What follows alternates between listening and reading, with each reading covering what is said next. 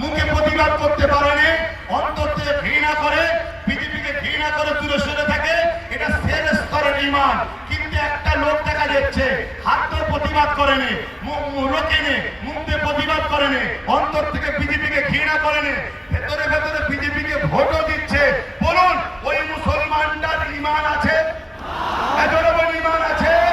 Vote দিয়ে মানে support করা, অর্থাৎ বিজেপিকে শক্তিশালী করলো মুসলমানটা। আর সেই বিজেপি কি করবে?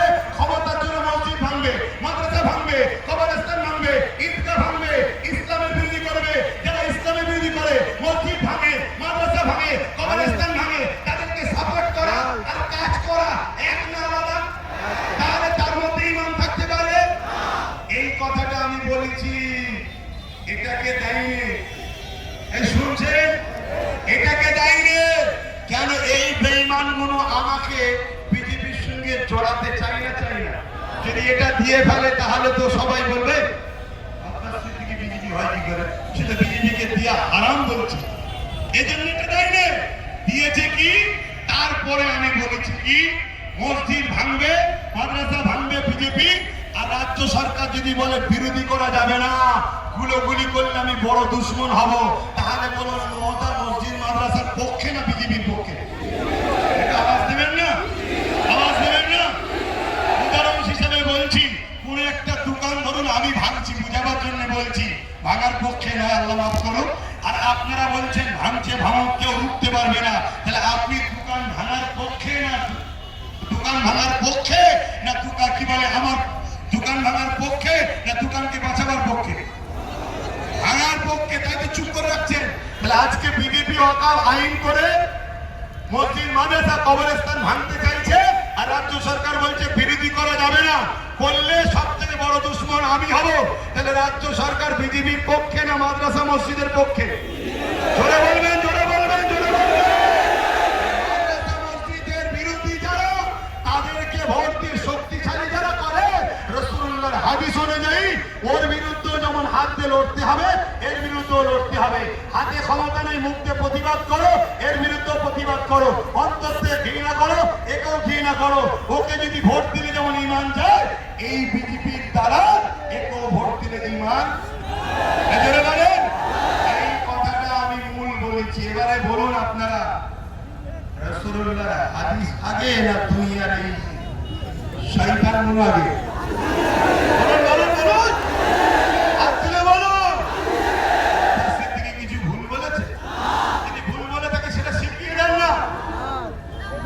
দিনের স্বার্থে বলেছি, দিনের স্বার্থে বলেছি, মসজিদ মাদ্রাসা বাঁচাবার স্বার্থে বলেছি, কবরস্থানের জন্য বলেছি, খানকার জন্য বলেছি। আর আমার শেষ কথা, মুসলমানের সন্তানদের জিজ্ঞেস করি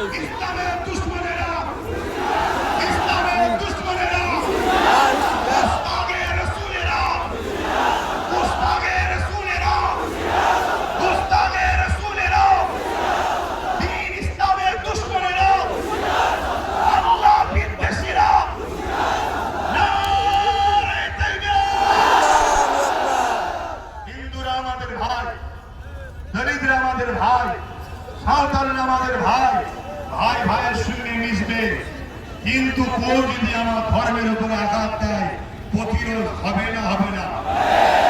আমরা কারো ধর্মের উপরে আঘাত দিই না।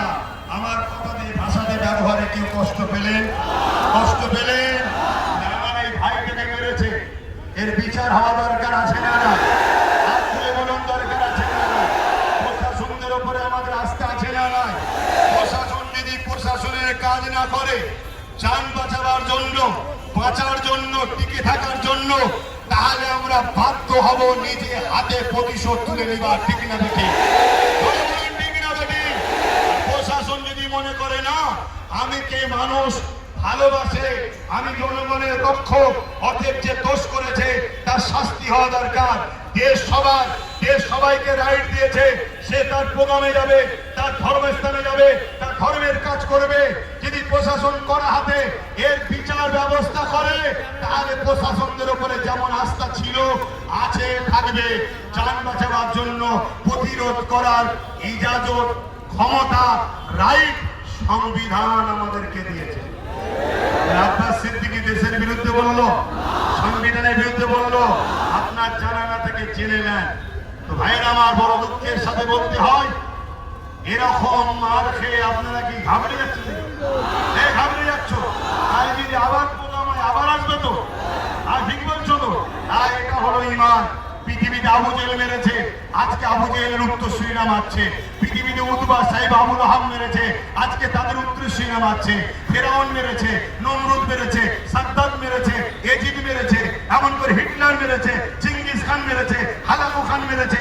আমাদেরকে সবাই মিলে মিটাতে চেয়েছে। মনে রেখে দিও, সংখ্যা দিয়ে আমরা জিতিনি, অস্ত্র বোম বন্দুক দিয়ে আমরা জিতিনি।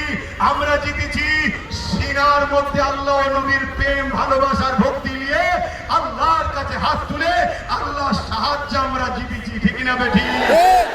আজ আপনাদেরকে বলি, যারা ইসলামের ক্ষতি করবে, সে ঘোমটা দিয়ে হোক আর ঘোমটা খুলে হোক, ইসলাম দুশ্মনীরা, তাদেরকে কি আমরা শক্তিশালী করতে পারবো? ধরে বলুন পারবো? হাত লম্বা করে তুলে সাক্ষী গান শেষবার ক্ষমতা আনতে পারবো, সাপোর্ট করতে পারবো, কোরআনের দুশ্মনদের সাপোর্ট করতে পারবো, আল্লাহ বিদ্বেষীদের সাপোর্ট করতে পারবো।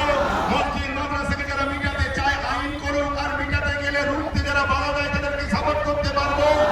আর একজন, এটা আমার ইমানি দায়িত্ব। তো এটা আমার কি ইমানি দায়িত্ব।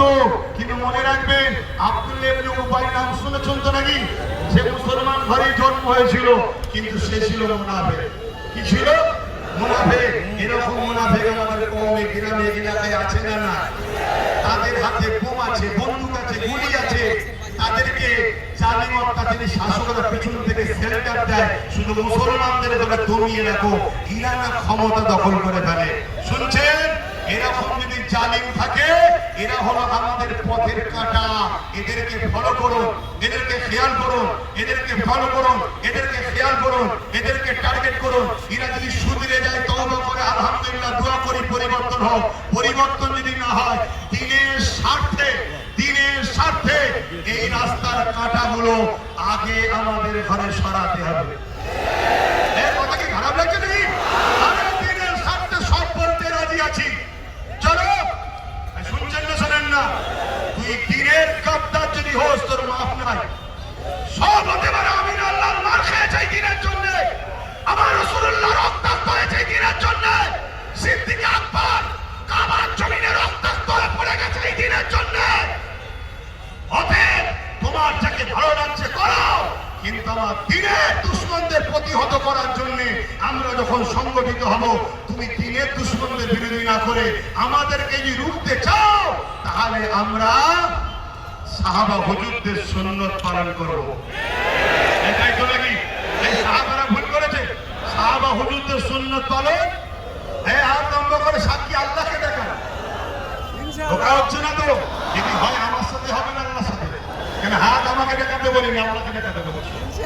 আপনার আর কথা নয়, আমার কথাতে ভাষাতে ব্যবহারে কেউ কষ্ট পেলে, আমার নবীর গোলামরা কষ্ট পেয়েছে, যদি এরপরও সমালোচনা হয়, জানবেন মুনাফিক মুসলমান আর ইসলামের দুশ্মনগুলো সমালোচনা করবে।